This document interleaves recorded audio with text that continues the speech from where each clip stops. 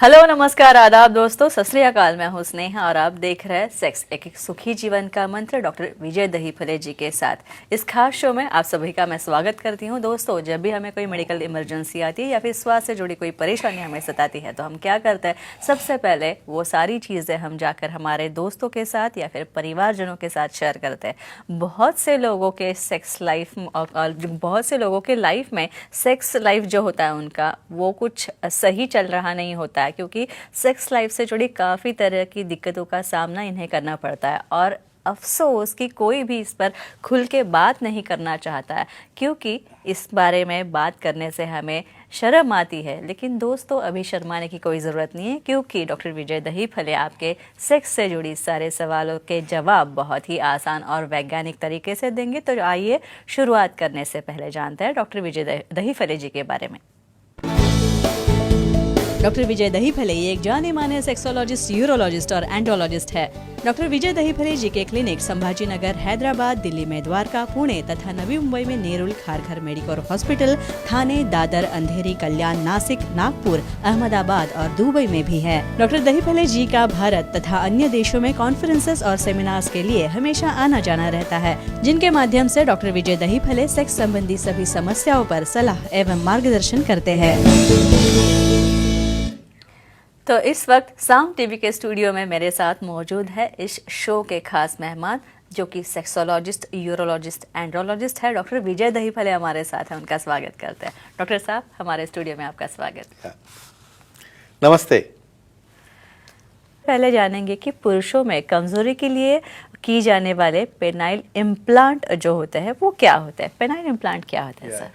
ये topic near about her एक के पसंद का है, लाखों इसके ऊपर इंक्वायरीज है, इसलिए हमने लिया है। पेनाइल इम्प्लांट होता क्या है, डेफिनेटली इसमें हम ब्यौरा देंगे। यहाँ पे फ्रेंड्स एक ही ध्यान में रखो, पेनाइल इम्प्लांट आपके इंफॉर्मेशन के लिए सिलिकॉन से बनाए वाले ये कुछ रॉड्स है, इन्फ्लेटेबल हम टाइप्स देखेंगे बाद में, जो वहाँ पे फिट करते हैं सर्जरी करके। वो दो रहते हैं और दोनों कार्पोरा यानी अपने पेनिस के ऊपर दो कार्पोरा के और नजर रहते हैं ऊपर से, और नीचे यूरेथ्रा रहता है, वहाँ पे स्पॉन्जियोजम रहता है। तो यूरेथ्रा को बिना टच किए ऊपर वाले हिस्से में जो सिलिकॉन के इम्प्लांट डालते हैं उसे कहते हैं पेनाइल इम्प्लांट। कतई इसका मिस यूज़ या मिस मीनिंग मत करो, ये कहाँ से लाया नहीं जाता। ये जो भी है ओरिजिनल लिंग या पेनिस, उसके अंदर ये डाला जाता है। और कैसे उसके फायदे हैं, क्या है क्या नहीं, और ब्यौरा हम देखेंगे। क्या डॉक्टर साहब, इस पेनाइल इम्प्लांट के भी काफी सारे तरीके या फिर प्रकार हो सकते हैं क्या? Definitely, it's a very scientific question. Friends, यहाँ पे हर एक का चॉइस अलग अलग है। यहाँ पे कुछ रिजिड इम्प्लांट्स है, कुछ सेमी रिजिड इम्प्लांट्स है और कुछ इन्फ्लेटेबल इम्प्लांट्स है। मतलब क्या होता है, रिजिड वाला एक छोटे पेनिस में जो सिर्फ ऊपर नीचे हो सकता है, सेमी रिजिड में उसको हिंज या वहाँ पे कुछ एंगुलेशन करने का एरिया रहता है, और इन्फ्लेटेबल में 2 पीस या 3 पीस ऐसे, एक पीस जाता है पेनिस में, दूसरा पीस जाता है स्क्रोटम में और तीसरा जाता है एब्डोमेन में। एक कैसे वर्क करता है देखेंगे। और डॉक्टर साहब, फोन आ रहा है चेन्नई से, मदन जी बात कर रहे हैं, उनका कॉल लेते हैं। मदन जी, सवाल पूछे आपका। हेलो सर जी, हाँ बोलिए। कमजोरी की पेनाइल इम्प्लांट से पेड़ा लिंग सीधा होता है क्या, जानकारी दीजिए। अच्छा, यानी हम डिस्कशन करें ना, रिजिड है सेमी रिजिड, तो उसको लगता होगा ऐसा जी। टेंटिंग करने से सीधा होता होगा। देखें क्या होता है इसमें। यहाँ पे जो भी पैथोलॉजी है उसके अंदर क्यों उसका बेंड है, वहाँ पे कोई ट्यूमर है क्या, वहाँ पे कोई गीट है क्या, या आपने हस्तमेन के तो उसे फ्रैक्चर तो किया नहीं, ये ध्यान में रखते हुए जो भी कर्वेचर रहता है उसे मेडिकल लाइन ऑफ ट्रीटमेंट से समझो अच्छा नहीं हुआ तो उसे सेमी रिजिड या रिजिड तरह का हमें यहाँ पे इम्प्लांट यूज़ करना है। ऐसे केसेस में इन्फ्लेटेबल इम्प्लांट यूज़ नहीं करते, और ये सिलिकॉन इम्प्लांट इरेक्शन के साथ साथ स्ट्रेटनिंग या जो बेंड रहता है पेनिस में उसे भी स्ट्रेट किया जाता है। ये एडिशनल इसका फायदा होता है। डॉक्टर साहब, अभी आपने इन्फ्लेटेबल पेनाइल इम्प्लांट्स का जिक्र किया, तो ये काम कैसे करते हैं? मैकेनिज्म कैसा है उसका? Correct, very important question. देखो, यहाँ पे जो सर्जरी की जाती है अंडर स्पाइनल एनेस्थीसिया, उसको पेनिस के नीचे पिनोस्कोटल जंक्शन पे इंसिजन लेके ये जो इन्फ्लेटेबल के जो सिलेंडर रहते हैं वो पेनिस के अंदर जाते हैं। उसका एक बल्ब रहता है, वो स्क्रोटम के अंदर आता है यानी पोते के अंदर आता है, और उसका रिजर्वायर है जहाँ से उसके अंदर पानी जाता है वो ब्लैडर के बाजू में वहाँ पे रखा जाता है। जब भी उसको इच्छा हो जाए तब जब स्क्रोटम में जो बल्ब है उसको दबाएंगे तो वो रिजर्व का पानी पूरा जाता है सिलेंडर में, फुल इरेक्शन होता है। वहाँ पे रुकना है, आपको एक्ट करना है, और एक्ट होने के बाद, इजैकुलेशन होने के बाद, पार्टनर सेटिस्फाई होने के बाद ऊपर का बटन दबा के उसे डिफ्लेट करना है। और ये मैकेनिज्म, ये मेथड रहती है इन्फ्लेटेबल पेनाइल इम्प्लांट की। इसके बाद में semi rigid penile Yes, implant yes, के मैकेनिज्म के बारे में Definitely. भी जानना उसका चाहती भी हूँ तत्व कि ये क्या कैसे important है। काम क्योंकि करता कुछ है। लोगों को लगता है भाई खड़ा जी, ही रहेगा जी, तो उसको जी। कंसील कैसा करेंगे, जी। लेकिन ऐसा नहीं रहता है, मिसकंसेप्शन है। इसमें भी अलग अलग टाइप से, कुछ इंडियन है, कुछ बोस्टन के है। यहाँ पे एक इम्पॉर्टेंट चीज़ बोल रहा हूँ मैं, यहाँ पे सर्जरी करने वाला पर्सन, सेक्सुअलाइज, यूरोलॉजिस्ट, एंड्रोलॉजिस्ट, उसका एक्सपीरियंस उसके अंदर देखते हुए जब हिंज वाला इम्प्लांट, यानी वहाँ पे नीचे कट लेके पिनोस्क्रोटल जंक्शन में स्पाइनल एनेस्थीसिया में डायलिटेशन करके डिस्टली टिप ऑफ पेनिस तक, और प्रॉक्सिमली जो क्रूरा यानी जहाँ पे वो पेनिस अटैच रहता है बोन को, वहाँ तक डायलिटेशन करके उसे इम्प्लांट किया जाता है। उसे बाद में 15 दिन के बाद या 3 हफ्ते के बाद एक्सरसाइज की जाती है, और उसी वहाँ पे एक जॉइंट या हिंज रहता है। जब भी ऐड करना है उसे ऊपर करके मैन्युअली आप इच्छा होने के बाद सेक्स कर सकते हो, और इजैकुलेशन के बाद में उसे बेंड करके आप नीचे भी करके कंसील कर सकते हो। ये मैकेनिज्म है सेमी रिजिड पेनाइल इम्प्लांट का। इसके बाद एक महिला दर्शक है नेहा जी विक्रोली से। Sure. नेहा पाल बात Yeah. कर रही है। नेहा जी स्वागत है आपका, सवाल पूछिए आप। जी नमस्ते सर। जी नमस्ते जी, बोलो। सर, पुरुषों के पेनाइल इम्प्लांट सर्जरी करने के बाद सेक्स करते हुए योनि पर कोई असर होता है क्या?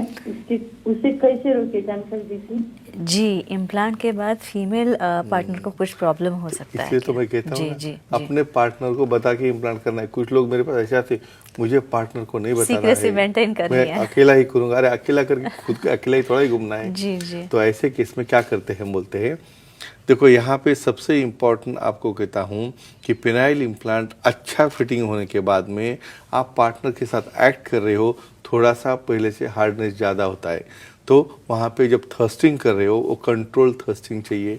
दूसरा आता है उसके अंदर यूज़ ऑफ लुब्रिकेंट। यहाँ पे सिलिकॉन बेस्ड लुब्रिकेंट है, ऑयल बेस्ड लुब्रिकेंट है, या यहाँ पे जो भी लुब्रिकेंट है यूज़ कर सकते हैं। इसके ऊपर तुम प्रोटेक्शन भी यूज़ कर सकते हैं। तो एक ही केयर लेनी है, शुरू में वहाँ पे थोड़ा सा जो मिशनरी पोजीशन है उसमें करना है, और वहाँ पे लुब्रिकेंट यूज़ करके करोगे तो सामने वाले पार्टनर को कोई हानि या कोई पेन नहीं हो सकता है। डॉक्टर साहब, ये जो पेनाइल इम्प्लांट हाँ। सर्जरी है, ये साधारण तौर पे किसे करनी चाहिए या फिर किसे एडवाइस की किसे एडवाइस जाती की है? जाती है? Correct, very nice question. यानी सबको तो डायरेक्टली चलो आगे करो जी। इम्प्लांट, ऐसा तो नहीं कहता कोई। समझो जिसको डायबिटीज है, ब्लड प्रेशर है, कोई स्क्लेरोटिक आर्टेरियल डिसऑर्डर्स, करेक्ट, कुछ अदर ऐसे डिसऑर्डर्स है जिसमें वहाँ पे ब्लड फ्लो नहीं जाता है। तो ऐसे केसेस में जो रेजिस्टेंट केसेस है भाई, जो मेडिसिन को या कोई इंजेक्टेबल थेरेपी को काम नहीं करते, और एक लास्ट नौबत आई भाई, अभी आपका पार्टनर बोल रहा है मुझे डिवोर्स चाहिए, मैं आपके साथ रहना नहीं चाहती, ऐसे केसेस में ये लोगों को हम इम्प्लांट करके बहुत बढ़िया रिजल्ट देते हैं।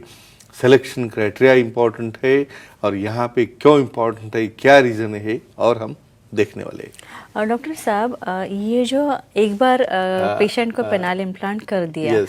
तो क्या वो बार बार चेंज करना चाहिए या फिर उसकी लाइफ कितनी होती है और क्या वो खराब हो सकता है? Definitely. कितने दिन तक चलेगा? वेरी जी, कॉमन जी, क्वेश्चन। जी। कुछ लोग तो कहते हैं सर हम एक बार डाल दिया ना वो आखिर तक ऊपर जाने तक चलेगा, बोले ऐसा नहीं रहता है भाई। उसका वियर एंड टियर है, यूज़ कर रहे हो, उसका भी लाइफ रहता है एक 20 साल का।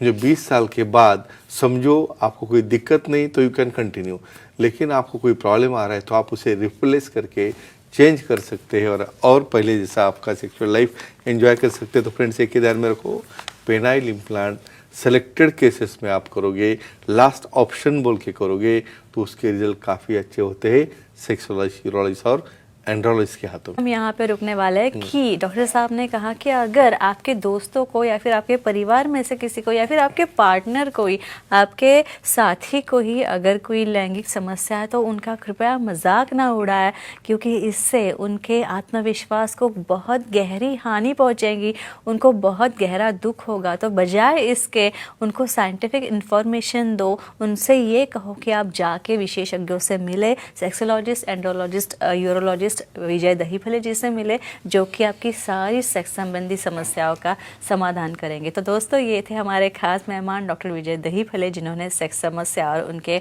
उपायों पर बहुत ही अच्छी जानकारी, वैज्ञानिक जानकारी दी। और अगर आपको भी डॉक्टर विजय दहीफले जी से मिलना है तो आप उनसे मिल सकते हैं, उनकी सलाह ले सकते हैं। तो स्क्रीन पे जो नंबर दिए गए वो आपके डायरी में नोट कर ले। अंधेरी में तथा दादर में तथा नवी मुंबई में नेरुल, खारघर में मेडिकोर हॉस्पिटल, थाने, कल्याण, पुणे, नासिक, संभाजी नगर, छत्रपति संभाजी नगर, हैदराबाद, नागपुर, दुबई में भी डॉक्टर साहब के सेंटर्स है। यहाँ पे आप जा सकते हैं। बहुत सारे लोग यहाँ पे जाते हैं, डॉक्टर साहब की सलाह लेते हैं, उनका सलाह मशवरा लेते हैं। तो आप भी ऐसे कर सकते हैं। सर के सारे सेंटर्स के नंबर्स जो है वो आप फिर एक बार नोट डाउन कर लीजिए, तथा उनकी वेबसाइट है sexologistvijaydahipale.in। इस वेबसाइट पे जाएंगे तो आपको अपॉइंटमेंट का बटन दिखेगा, वो क्लिक कीजिए और बड़ी आसानी से आप डॉक्टर साहब के अपॉइंटमेंट ले सकते हैं और बेहद ही आसान तरीके से आपकी समस्या का समाधान, निराकरण पा सकते हैं।